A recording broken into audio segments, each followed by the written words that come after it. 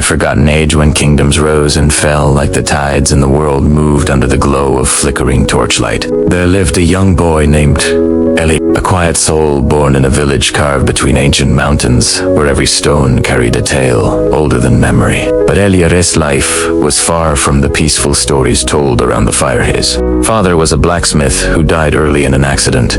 His mother barely survived each winter, and Eliar grew up hearing whispers that fate had nothing good written for him. Yet even in the middle of despair, he carried a strange fire inside, a belief that no matter how heavy the world felt, a person could always rise if they were willing to walk through the storm. From the very beginning, Elia was fascinated by the legendary old warriors, men and women who were not remembered for their might, but for their courage to face the impossible. And though he was small, thin, and often mocked, he spent nights staring at the stars, whispering to himself, "One day, I will do something worth remembering." But life tested him harder than anyone his age. The village was struck by famine, work was scarce, and Elia was forced to chop wood in freezing nights just to earn a single coin. And each time he returned home with cracked hands and trembling legs, his mother would wipe his wounds and say, "Strength is not in the body, my son, but in the heart that refuses to break."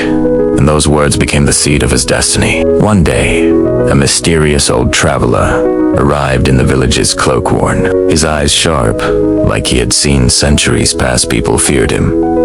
But Eliar, guided by curiosity, approached him and asked, "Sir, how do I become strong?" The traveler looked at him for a long moment and finally said, "Strength does not come from running away from pain. It comes from walking straight through it." And 10 gave Eliar an old iron ring, saying this belonged to a warrior who never surrendered. "Keep it, and remember, greatness begins the day excuses end."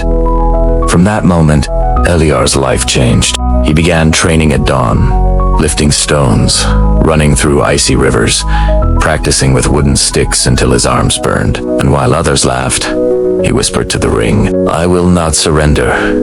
Years passed, and Eliar grew into a determined young man whose eyes shined with purpose. But fate was not done testing him. The kingdom soon faced a ruthless drought that dried rivers, killed crops, and pushed villages to their knees. Eliar's village lost hope, believing the gods had abandoned them.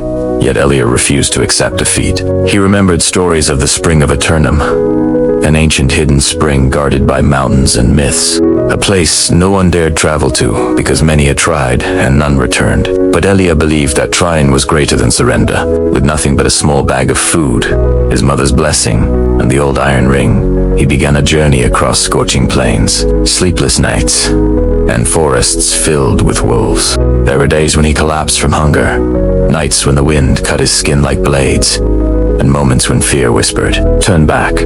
But each time Eliar pressed the ring to his heart and said, "Greatness begins the day excuses end."